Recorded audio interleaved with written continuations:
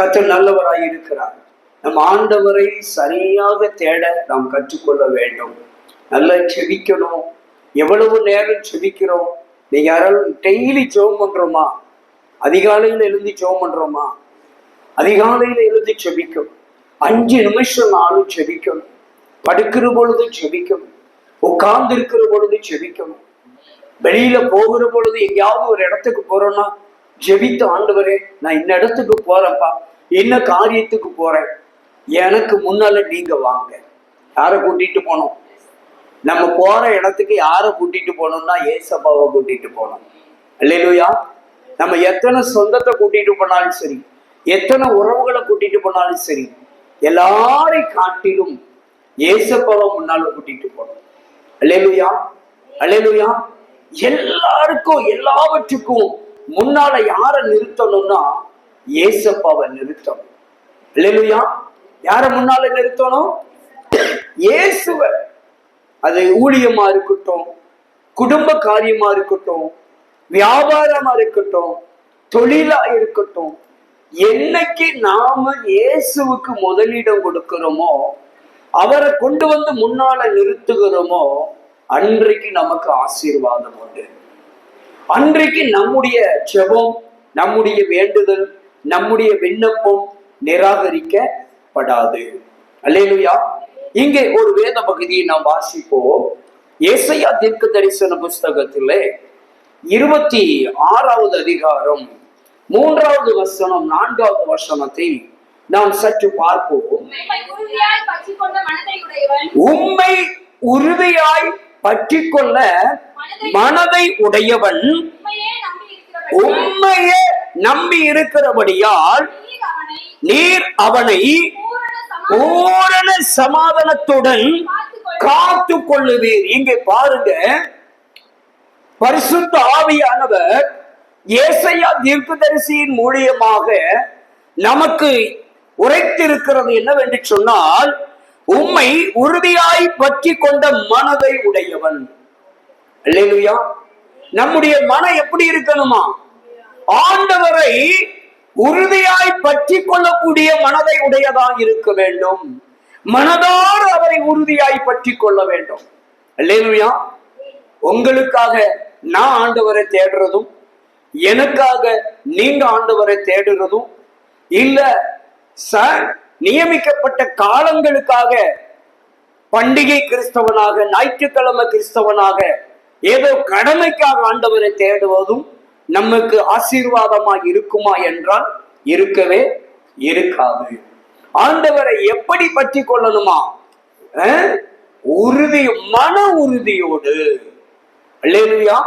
மனதில் ஒரு உறுதி இருக்க வேண்டும். மனம் இருக்கு, மனசுல என்ன இருக்கணும்? உறுதி இருக்கணும். அல்லேலூயா. மனசுல தைரியம் இருக்கணும். மன உறுதியோடு, மன தைரியத்தோடு ஆண்டவரை ஸ்தோத்திரம் என்ன செய்யணுமா? பற்றி கொள்ள வேண்டும். ஆண்டவரை மன உறுதியோடு தேட வேண்டும். அதான் ரோமர்ல 12:12 முடிக்கிற பொழுது ஜெபத்துல எப்படி இருக்கணும்னாரு? உறுதியாக இருக்கணுங்கிறார். ஜெபத்துல உறுதியாய் தரித்து நில்லுங்கள். அந்த மன உறுதி இல்லாம நம்ம ஜெபித்தோம்னு வச்சுக்கோங்களேன், மனதில ஒரு ரம்மியம் இல்லாமல், மனதில ஒரு நம்பிக்கை இல்லாமல், மனதில ஒரு விசுவாசம் இல்லாமல் நாம ஜெபிக்கிறோம் என்றால், சிலர் பார்த்திருக்கீங்கன்னா பல மணி நேரம் ஜெபித்தேன் என்று சொல்லுவார்கள். சில நபரை கேட்டீங்கன்னா 5 நிமிஷம் தான் ஜெபிச்சேன், பதில் கிடைச்சிட்டும்பாங்க. பார்த்திருக்கீங்களா? ஏனென்றால் அந்த 5 நிமிடம் ஜெபித்தவர்களுக்கு ஏன் பதில் கிடைத்தது என்றால், மன உறுதியோடு ஜெபித்திருக்கிறார்கள். ஜெபத்திலே உறுதியாக என்ன செய்திருக்கிறார்கள்?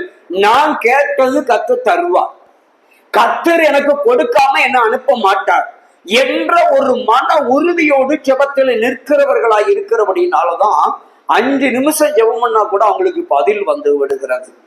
சிலருக்கு பல மணி நேரம் ஜெபம் பண்ணுவார்கள். பல மணி நேரம் நம்ம சில நேரங்களில் ஜெபம் பண்றோம், பதில் கிடைக்கல. ஏனென்றால் நம்முடைய மனதிலே உறுதித்தன்மை இல்லை. நம்முடைய மனம் என்ன செய்து கொண்டிருக்கிறது என்றால், ஜெபிக்கிற வாய்தான் ஜெபம் பண்ணுது, ஆனா மனம் என்ன செய்து கொண்டிருக்கிறது என்றால் பதறி கொண்டிருக்கிறது. மனம் சோர்ந்து போயிருக்கிறது, மனம் கலங்கி கொண்டிருக்கிறது. அப்ப நம்ம ஜெபத்துல ஒரு உறுதித்தன்மை இல்லாததுனால மன பதறலுக்கும் மன கலக்கத்துக்கும் மன சோர்வுக்கு இடம் கொடுக்கிற பொழுது நமக்கு சில நேரங்களிலே ஜெபத்திற்கு பதில் இறங்கி வருவது இல்லை. இல்லையா? அப்ப நம்ம ஜெபத்துல அதான் யோபு சொன்னாருங்க. யோபு தாங்க அந்த உறுதிக்கு யாரு பொருத்தமான ஆளுன்னா யோபு சொன்னார், நீர் என்னை கொன்று போட்டாலும் நான் உண்மைதான் நம்புவேன். இன்னைக்கு நமக்கு அப்படி நம்பிக்கை வருதான்னு பாருங்க. என்ன செய்ய முடியல, நம்மளால அந்த உறுதித்தன்மையில நிக்க முடியல, சோர்ந்து விடுகிறோம், தளர்ந்து விடுகிறோம் பாருங்க, தைரியத்தை இழந்துடுறோம். ஆனா அங்க யோபு சொல்றாரு, ஆண்டவரே நீர் என்னை கொண்டு போட்டாலும் பரவாயில்லையா, நான் செத்தாலும் பரவாயில்லை, நான் உண்மைதான் நம்புவேன். இல்லையா? அந்த நம்பிக்கை, அந்த உறுதி, அந்த மன உறுதி உங்களுக்கு எனக்கு வேணும் அப்படிங்கிறத இந்த பகல்கால வேளையில கர்த்தர் நமக்கு அறிவுறுத்துகிறார். உங்களுக்கு மட்டும் இல்லை, எனக்கு சேர்த்துதான் சொல்றாரு. அப்ப நமக்கு அந்த மன உறுதி வேணுமா? ஜெபத்துல என்ன வேணும்? மன உறுதி வேண்டும். அல்லேலூயா. நான் 2 நாளைக்கு முன்னாலதான் நம்ம என்ன பண்ணோம், பிரசங்கம் பண்ணோம். என்ன பிரசங்கம் பண்ணோம்? அதிகமா ஜெபம் பண்ணாதன்னு யார் சொல்லுவா? யாரு சொல்லுவா? பிசாசு சொல்லுவான்.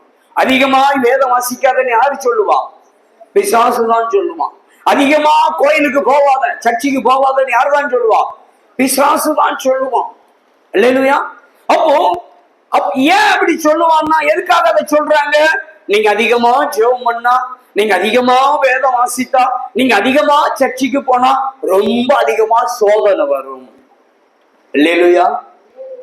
ஆனா சொல்றாரு, வேதம் சொல்லுகிறது, நம்முடைய ஆண்டவர் ஊழியத்தை செய்து கொண்டே இருந்தான்.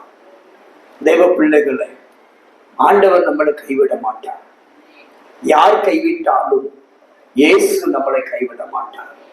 இல்லையா? யார் கைவிட்டாலும், எத்தனை சோதனை வந்தாலும் சோதனையை சகிக்கிற மனுஷன் யாரா? பாக்கியவான். எத்தனை சோதனை வந்தாலும் பரவாயில்லைங்க, அதை சகிக்கக்கூடிய அந்த உறுதி, மன உறுதி தன்மையை நமக்கு யார்கிட்ட கேட்டு பெற்றுக்கொள்ளணும்? அப்பா கிட்ட கேட்டு பெற்றுக்கொள்ள வேண்டும். இல்லையா? அதனாலதான் சொல்றாரு, உண்மை உறுதியாய் பற்றி கொண்ட மனதை உடையவன் உண்மையே நம்பி இருக்கிறான். ஏன்னா அவரை உறுதியாய் பற்றி கொண்டு விட்டால் அவரே நம்பி நம்ம காத்திருக்கலாங்க. ஏன்னா ஒண்ணுதாங்க, சிம்பிளா சொல்றேன், உண்மை விட்ட எனக்கு கெதி இல்லை ஆண்டவரே, ஒண்ணுமே இல்லை, சரண்டர் ஆயிரணும். ஏசப்பா, உங்களை விட்டா எங்களுக்கு யாரும் இல்லை, உங்களை விட்டா எங்களுக்கு உதவி செய்ய யாரும் இல்லை, உங்களை விட்டா எங்களை காப்பாற்ற யாரும் இல்லை, உங்களை விட்டா எங்களுக்கு நன்மை செய்ய யாரும் இல்லை. அப்படி சொல்லி அவரே நம்பி காத்திருந்து பாருங்களேன், அவரையே உறுதியாய் பற்றி கொண்டு பாருங்க, எங்கிட்டாவது ஒரு வழியை திறந்துருவார். அல்லேலூயா. 4 பக்கம் அடைச்சாலும் சரிதான், எப்படியாவது கதவை ஆண்டவர் திறப்பார், எப்படியாவது ஒரு வழியை தோன்ற செய்வார். அல்லேலூயா. ஒரு வழி அடைக்கப்பட்டால் எத்தனை வழிகளை நம்முடைய ஆண்டவர் திறக்கிறவர்? 7 வழிகளை திறக்கிறவர். அல்லேலூயா. எங்கேயாவது ஒரு வழியை திறந்து நமக்கு ஒரு வழி காட்டி நமக்கு செய்வார், ஒரு வழியை காட்டுவாருங்க. நம்ம பிரச்சனைக்கு முடிவு கிடைக்க, நம்முடைய போராட்டத்துக்கு முடிவு கிடைக்க, நம்முடைய கண்ணீருக்கு ஒரு முடிவை காண, நம்முடைய வேதனைக்கு நெருக்கத்துக்கு ஒரு முடிவை காண கர்த்தர் எங்கேயாவது ஏதாவது ஒரு ரூபத்துல ஒரு வழியை நமக்கு திறந்து கொடுப்பார். அல்லேலூயா. ஆகையால் தான் அவரை உறுதியாய் பற்றி கொள்ளுகிறது மாத்திரமல்ல, அவரையே நம்பி இருக்க வேண்டும் என்று எங்கே அருமையாக தீர்க்கதரிசி மூலியமாக கர்த்தர் நமக்கு உரைக்கிறார். அல்லேலூயா. பாருங்க, அப்படி நம்ம அவரை மட்டும் நம்பி இருந்தோம்னு வச்சுக்கோங்களேன், நமக்கு என்ன சமாதானம் கிடைக்குமா? பூரண சமாதானம் கிடைக்கும். நம்ம வாழ்க்கையில, நம்முடைய குடும்பத்துல பூரண சமாதானத்தை பெற்றுக்கொள்ள வேண்டும் என்று சொன்னால் அவரையே பற்றி கொள்ள வேண்டும். அவரையே பற்றி கொண்ட நாம அவரையே நம்பி இருக்க வேண்டும். எங்கே ஆண்டவர் இந்த வசனத்துல 3 காரியங்களை நமக்கு கற்றுக் கொடுக்கிறார். ஒன்று, நாம் அவரை உறுதியாய் மன உறுதியோடு பற்றி கொள்ள வேண்டும். 2வது, அவரையே நம்பி இருக்க வேண்டும். அப்படி நம்பி இருக்கிற பொழுது 3வது, நமக்கு அவர் பரிபூரண சமாதானத்தை தருகிறார். அல்லேலூயா. தேவ பிள்ளைகளே, இந்த முதல் வசனத்துல இந்த பகுதியிலே ஆண்டவர் நமக்கு அழகாக சொல்லுகிறார். என் அன்பு மகனே, மகளே, என் அன்பு தேவ பிள்ளையே, நீ ஆண்டவரை மன உறுதியாய் பற்றிக்கொள், அவரே நம்பிரு. அவர் உங்களுக்கு, உன் குடும்பத்துக்கு, உன் பிள்ளைகளுக்கு பூரண சமாதானத்தை உண்டு பண்ணும்படியாய் சகல காரியத்திலும் விடுதலையை கொடுப்பார், சுகத்தை கொடுப்பார், நன்மை செய்வார். அவர் தப்புவிப்பார், விடுவிப்பார், பாதுகாப்பார். அல்லேலூயா. அவர் பூரண சமாதானத்தை தருவார். அடுத்த வசனத்தை வாசிப்போம். கர்த்தரை என்றைக்கும் நம்புங்கள். கர்த்தராகிய யெகோவா தேவன் நித்திய கன்மலையாய் இருக்கிறார். அல்லேலூயா. பாருங்க, இந்த வசனத்துல முதல்ல முந்தின வசனம் 3வது வசனத்துல சொல்றாரு, ஸ்தோத்திரம், எப்படியா உறுதியாய் பற்றி கொள்ள வேண்டும் என்று சொல்லி, மன உடையவன் உறுதியாய் பற்றி கொள்ளக்கூடிய மனம் உள்ளவர்களாய் இருக்க வேண்டும் என்று கற்றுக் கொடுத்தார். 2வது அதிலே சொல்லுகிறார், நீங்கள் அவரை மட்டும்தான் நம்பி இருக்கணுங்கிறார். 3வது, சமாதானத்தை, பரிபூரண சமாதானத்தை நீங்கள் அடைய முடியும் என்று கற்றுக் கொடுத்தார். 4வது வசனம் சொல்லுகிறது, கர்த்தரை என்றைக்கும் நம்புங்கள். கர்த்தரை எல்லா காலத்திலையும் நம்பணுங்க. சாப்பிட்டாலும் நம்புங்க, சாப்பிடாட்டாலும் நம்பணுமா. தூங்கினாலும் நம்புங்க, தூங்காட்டாலும் நம்புங்க. கிடைச்சாலும் நம்புங்க, கிடைக்காட்டாலும் நம்புங்க. கொடுத்தாலும் நம்புங்க, கொடுக்காவிட்டாலும் நம்புங்க. இன்னும் ஒருபடி சொல்றேன், வாழ்ந்தாலும் சரி வாழாவிட்டாலும் சரி கர்த்தரே நம்பி இருக்கிற மனுஷன் பாக்கியவான். அல்லேலூயா.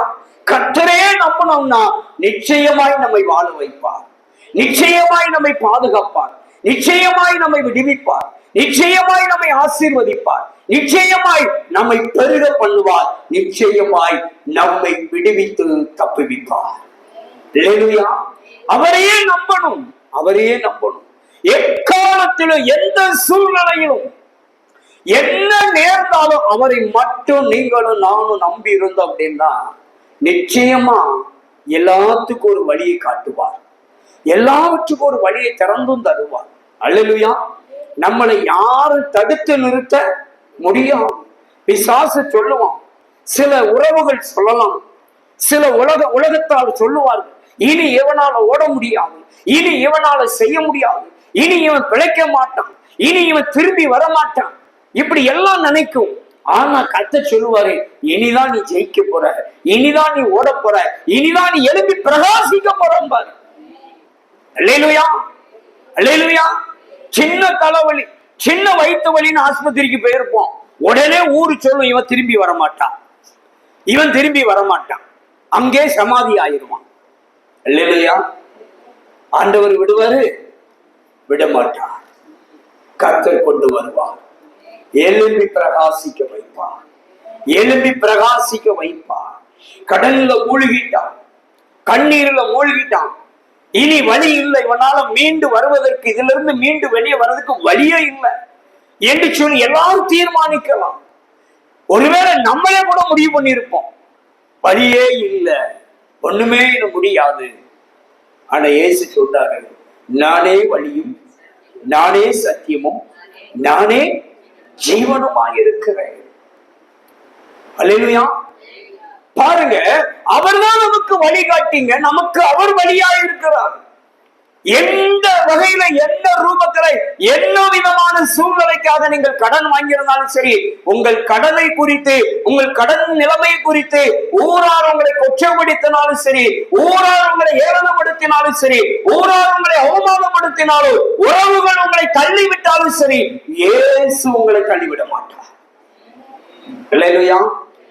ஏனென்றால் உங்களுக்காக வாக்குத்தத்தம் பண்ணி வைத்திருக்கிறார். நீயோ கடன் வாங்காதிருப்பாய், கடன் கொடுப்பாய், இன்றைக்கு ஒருவேளை கடன் வாங்கி திராணி இல்லாத நிலைமையில் இருக்கலாம். வேதம் சொல்லுகிறது, அன்பு தேவ பிள்ளைகளை, திராணிக்கு மேலாக சோதிக்கப்பட தேவன் விட மாட்டார். இல்லையா? ஏனென்றால் 1 கொரிந்தியர் 10ஆம் அதிகாரத்துல ரொம்ப தெளிவாக எழுதி வைத்திருக்கிறார், திராணிக்கு மேலாக அவர் சோதிக்கப்பட விட மாட்டார். இல்லையா? நிச்சயமாய் விடுவிக்கக்கூடிய வழியை, தப்பு வைக்கக்கூடிய வழியை அவர் நமக்கு காண்பிப்பார். தப்பி வைக்கும் வழியை அவர் ஸ்தோத்திரம் நமக்கு அதுக்கு அதற்குரிய பாதையை தோன்ற செய்வாருங்க. இல்லையா? சிலர் சொல்லுவாங்க, பார்த்திருக்கீங்களா, கிழக்க உதிக்கிற சூரியன் மேற்க உதிச்சாலும் ஒண்ணு காப்பாற்ற முடியாது. நீ மீள கடல்ல இருந்து மீள முடியாது. நீ வியாதியிலிருந்து உன்னை ஒருவரால் காப்பாற்ற முடியாது. ஒரு காலம் அந்த ஆளை பார்த்து நம்ம திருப்பி சொல்லணும். நீங்களும் திருப்பி சொல்லுங்க, நீ சொன்னதெல்லாம் சரிதான்ப்பா, ஒண்ணு நான் உனக்கு திருப்பி சொல்றேன், ஒரு காலத்திலையும் சூரியன் மேற்க உதிக்காது, கவலைப்படாத. மேற்க ஒரு நாளும் சூரியன் உதிக்காது இல்ல, அது அப்படி, அதை நான் நம்புறேன். அதனால என்னை வியாதிய இயேசு சுகமாக்குவார், என் கடனை கர்த்தர் அடைப்பார், என் துக்கத்தை கர்த்தர் மாற்றுவார், என் வேதனையை கர்த்தர் மாற்றுவார், என் பிள்ளைகளை என் குடும்பத்தை கர்த்தர் காப்பாற்றுவார். அல்லேலூயா. நீ நினைச்சது நடக்கணும்னா சூரியன் மேற்க உதிக்கணும், அவ்வளவுதானே. ஒரு காலம் உதிக்காது போ. நீ நினைச்சதும் நடக்காது, சூரியன் மேற்க உதிக்காது, போய்கிட்டே இருக்கலாம். ஆமென் சொல்லுங்க. உதிச்ச அன்னைக்கு வாப்பா, நீ நினைச்சது நடக்கும். நான் சொல்றேன், அது உதிக்கவே உதிக்காது.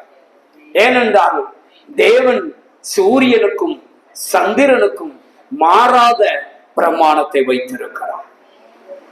அது தேவனுடைய கட்டளையின்படிதான் செயல்படும், மனுஷன மாதிரி இல்லை.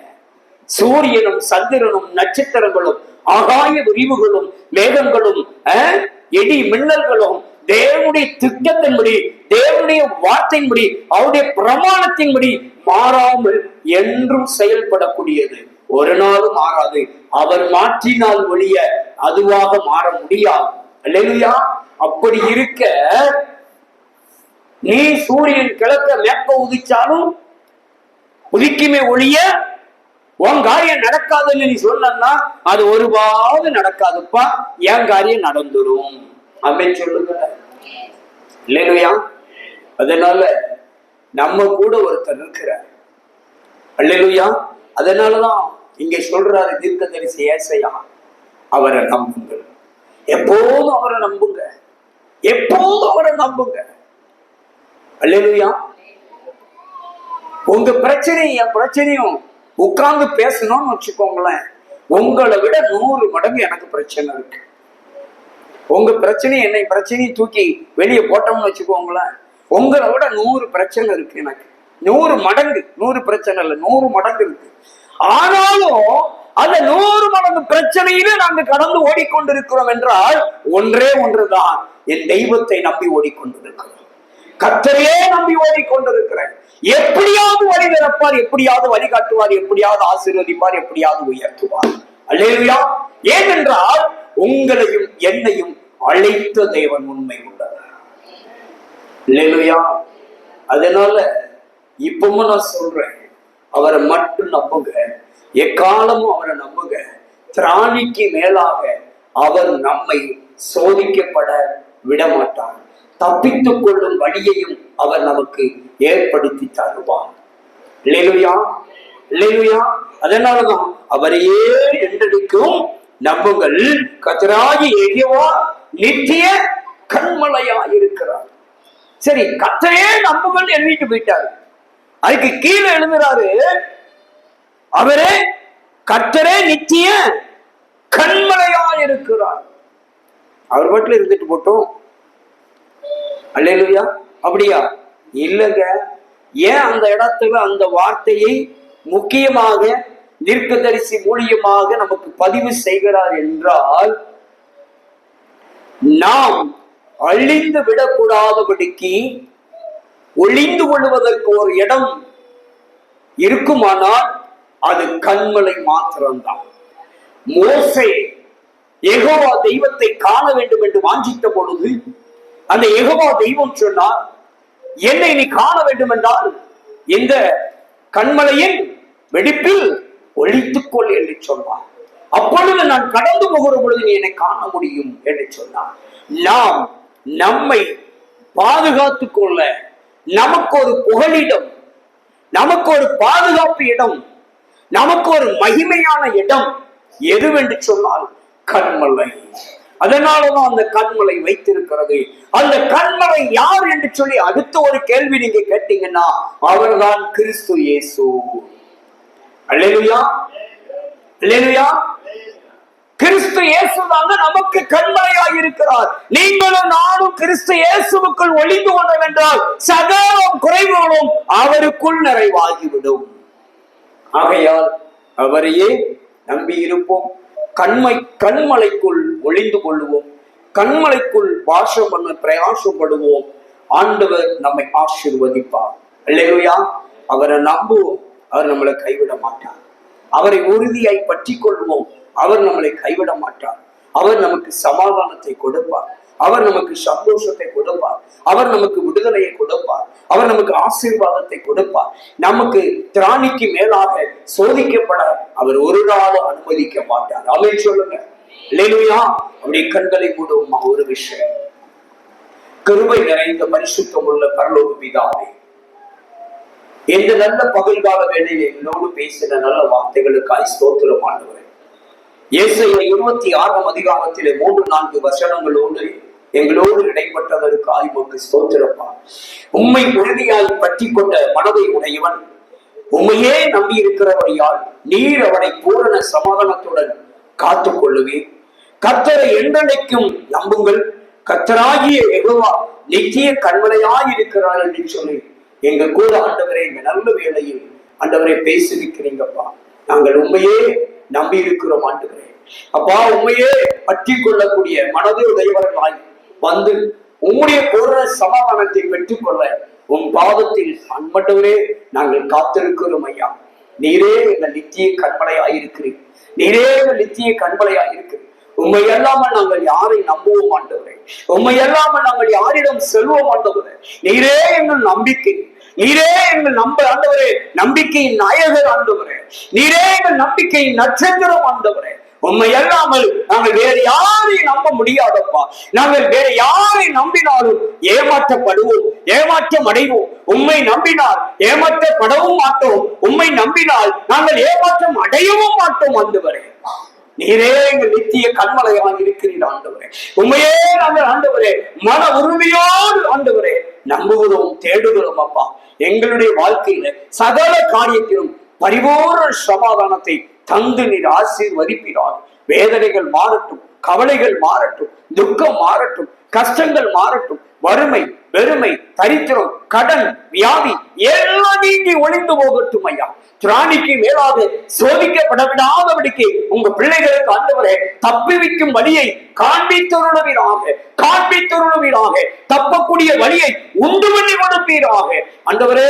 விடுதலை கொடும்.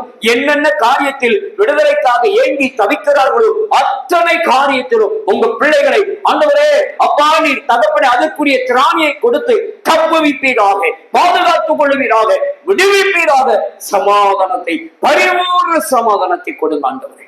உங்க கரத்தில் ஒப்புக் கொடுக்கிறோம், தாழ்த்துகிறோம். இப்படி நல்ல திருநாமம் மகிமைப்படட்டும். இயேசுவின் நாமத்தில் ஜெபிக்கிறோம் நல்ல பிதாவே. ஆமென்.